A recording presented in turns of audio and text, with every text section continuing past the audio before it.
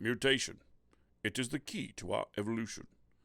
It has enabled us to evolve from a single-celled organism into the dominant species on the planet. This process is slow and normally taking thousands and thousands of years. But every few hundred millennia, evolution leaps forward.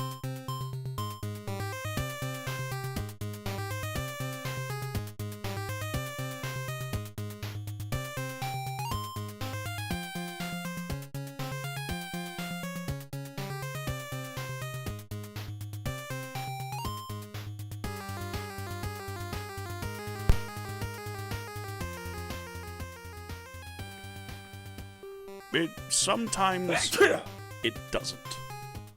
Hey!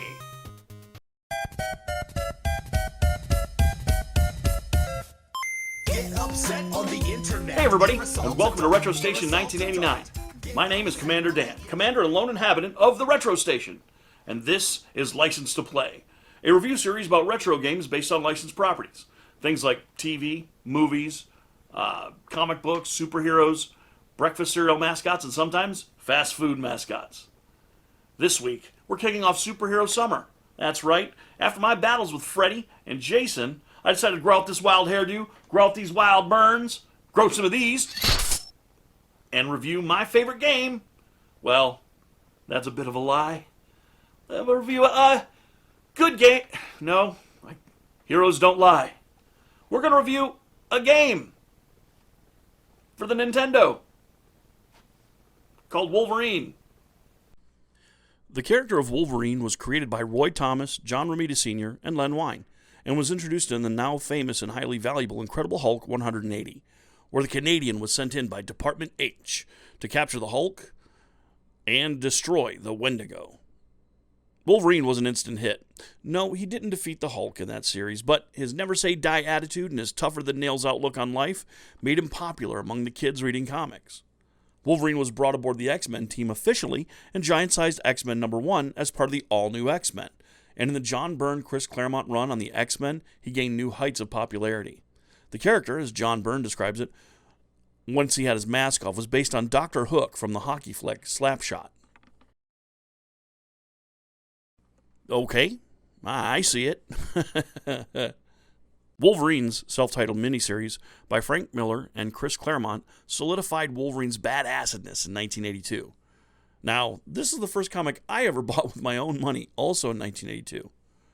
Yeah, I was 7, and my dad let me spend $3 on comics.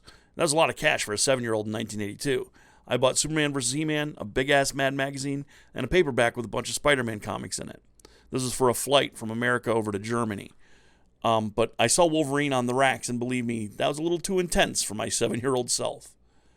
The Wolverine miniseries features his adventures in Japan, where he falls in love with Mariko and faces off with the Silver Samurai, and the character just blew up after that. Wolverine in modern times is a beloved part of the X-Men team, in the comics, in the cartoons, and when the movies came out, Wolverine was a breakout hit of the movies. Even me, bub! Well, especially me. I'm a comic book guy. I love comics. I illustrate superhero products for a role-playing game. I love Wolverine, baby! These claws are pretty sweet, too. But seriously, if you love Wolverine like I do, and I imagine many of you do if you're watching this video, how long did we have to wait for a good Wolverine game? I mean, the Canadian Claw Master has been denied a long time. And I think the problem is that Wolverine suffers from the same thing that Superman does. If you want a realistic Superman movie, then you're not going to get a Superman movie because Superman's not realistic. He's super good. Like, that's... Who the hell is that anymore? Wolverine, you can buy. A badass killer made even more badass by the government and decides to go on a rampage once they rob him of his mental state. I can understand that. That motivation I get. A guy with every power in the known universe, and he is just a good dude. He's the best dude, the best who's ever lived. I mean, Wolverine's the best there is at what he does, but Superman is just the best man who ever lived with superpowers.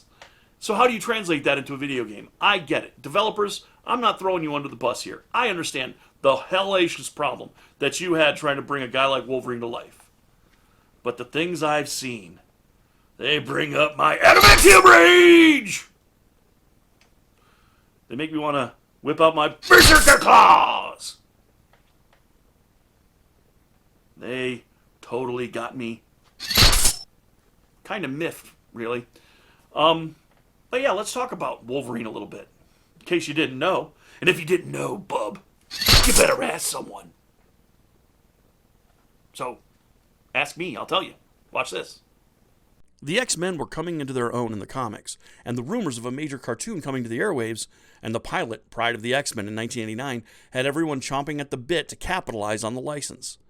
LJN was in the forefront, and so produced Uncanny X-Men for the NES in 1989.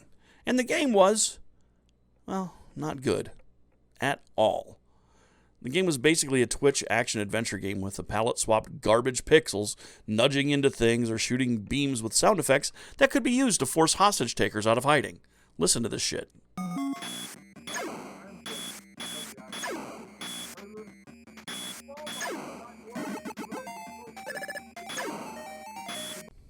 Do you see? Dude. Nightcrawler barely teleports. Everyone is magnetic. And Wolverine has no claws, no healing factor, and plays like a chess piece with the word Wolverine written on it in crayon by someone who doesn't know what a Wolverine is or crayons, and ate the rest of the crayons. I mean, if we're being fair, my man Wolverine was abused. He was without a good game until 1992, when the arcade game showed us how badass all the X-Men could be, including Dazzler, for fuck's sake. Check this out. I mean, look. And then, right after that, it's like everyone tried to make a good X-Men or Wolverine game. We got X-Men on the Sega Genesis, a must-own, by the way, for any Genesis fans out there. We got Adamantium Rage. I mean, even Sculptured Software came to the fucking game to play with Adamantium Rage. It's a difficult but accurate representation, at least, of Wolverine. Then we got War of the Gems on Super Nintendo, featuring Wolverine, of course. Front and center. So the whole Marvel Universe, it's going to be Cap, it's going to be Iron Man, Spider-Man, and guess what? Hulk and Wolverine. Then we got Mutant Apocalypse, the X-Men game by Capcom. Oh my god, both of those were based on the Capcom fighting games. And the X-Men got to be in a Spider-Man game called Spider-Man and the X-Men in Arcade's Revenge. That game was a Sculptured Software game, which if you played one of their superhero games prior, or a Bits game featuring superheroes produced by LJN, let's just say it was a nice try, okay? It looked nice, and Wolverine is all right. The Gambit level's fun, but it's like, it just shows again that people just could not get shit right with my man Wolverine. And the whole time, until 1994, LJN and Acclaim had the X-Men license on lock. They had them by the nuts. And squeezed in between all those titles, we have the title we're going to talk about today. And so that brings us to the game today, Wolverine. Now, I had been pissed when I played the X-Men game. That was the last game I got as a present. I got it for Christmas, and holy shit. The other gifts I got that Christmas, which were a VHS set of The Dawn of the Dead and The Night of the Living Dead, were awesome. But this Uncanny X-Men game, holy shit. I'd waited for years to get it, and not worth it. What they did to my man Wolvie wasn't right. And so, when I saw this game, Wolverine, and I had the money for it, I'd been mowing lawns, I decided that cover art, let's give it a chance. Let's give it a chance, man. So let's give it a chance, shall we? Let's give it a chance. Let's pop our claws and dig in to Wolverine. Wolverine by LJN. Released in 1991 by LJN and designed by Craig Houston and Kevin Edwards, with Jeff Fallon killing it on composition. I mean, the music is blazing on this title. It's a single-player action game for the Nintendo Entertainment System. And it comes so close, man. It comes so damn close to being a great game out of the box. Let's take a look at the facts of the game real quick. Wolverine has been knocked out and captured by Sabretooth, and placed on an island full of traps, along with his fellow captured X-Men, Havoc, Psylocke, and Jubilee. The fuck, he captured a lady in a fucking yellow raincoat and dish gloves who can make fireworks. For what? Literally, for fucking what, man? Anyway, Jubilee? Really? What the fuck, dude? I mean, is there going to be a rave? You project pyrotechnic energy plasmoids, like little fireworks. Yeah, Yeah, you're fired. What?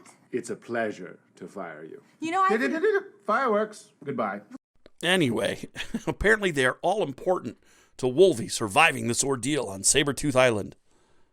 Even Jubilee for some fucking reason. I can't believe you're firing me. Actually, could you fire yourself? It would be the first thing you've ever done for the X-Men.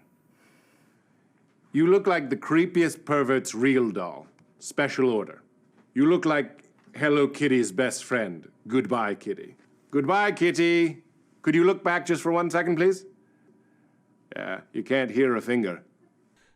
Okay, well, at any rate, Psylocke is found on the second level, and she grants you the ability to call on Havoc, which is important, because if you don't have Havoc, you can't take a breather and gain back your life. Yeah, it's not accurate to Wolverine's real powers, but hell, it beats this.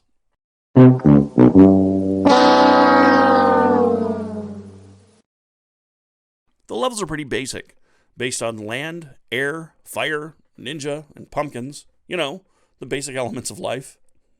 Wolverine has his claws, well, 2 of them, which are brought out by pressing select. He's invulnerable while claws out, but does lose energy gradually over time, kind of making the claws crap. But get your berserker gauge filled, and you can go ahead and use the claws like a berserker, which means you better be somewhere you ain't got to control your jumps, or you'll launch your poor asshole Wolverine into one of the NES's famous bottomless holes. So, make it through the levels with the help of your ex-buddies, defeat Magneto and Sabretooth, and boom, you win. I mean, you beat the game, but is it enough? Are you truly a winner? And more importantly, Does Wolverine by LJN for the NES have a license to play? No. No! I'm revoking your license, Wolverine! And yours, LJN, from making superhero fucking games. Yeah, I know you're no longer in business, which is good. Because after this, and this, you've ruined superhero fucking games. You made people distrust your label. I reviewed Wolverine today because I knew X-Men was just a piece of shit. And Wolverine, I thought maybe I forgot something about it, or maybe I missed something. I don't have the manual for it. Not anymore. But I perused the manual. I did. You can see in the video that I did. And I even downloaded it. And I tried to play this fucking game, and guess what? You gotta get the treatment, Wolverine. The Jean Grey treatment. So Wolverine here gets no license to play. It is revoked, bub. Now we'll come back to the character again. I've got other games by Wolverine that I will be reviewing. But for now, license revoked. Oh! Oh! Stabbed him right in the gut. The old Jean Grey. Now, if you like this video, please give me a thumbs up. I mean, I put a lot of work into these things. Well, not a lot of work, but enough work. I mean, I grew an adamantium skeleton. I combed my hair. So, there you go. That's a like, right? And if you haven't already, please subscribe. Join the Space Pirates. And last but not least, share the video. Share it around. And if you didn't like it, keep it to your fucking self. How about that? Or go down in the comments and tell me what I could have changed. I'll be happy to talk to you about it. And last but not least, if you want to share titles that I may have behind me here that are licensed, and you want me to review them, or you have a particular nasty son of a bitch that needs its license revoked, let me know down below, and I'll happily look into it, and I'll help you out. If you want to know when I'm streaming, click the notifications button. We just recently streamed Resident Evil 8 all the way through. So take a look at that. And more than anything else, remember to always, always, always stay retro bugs. Peace. Get upset on the internet. You're assault adult. You're assault adult. Get upset on the internet. You're assault adult. Throwing out a hissy fit, your views ain't in the millions, and every up and comer is a threat to what you're dealing. And instead of getting better, you just spout a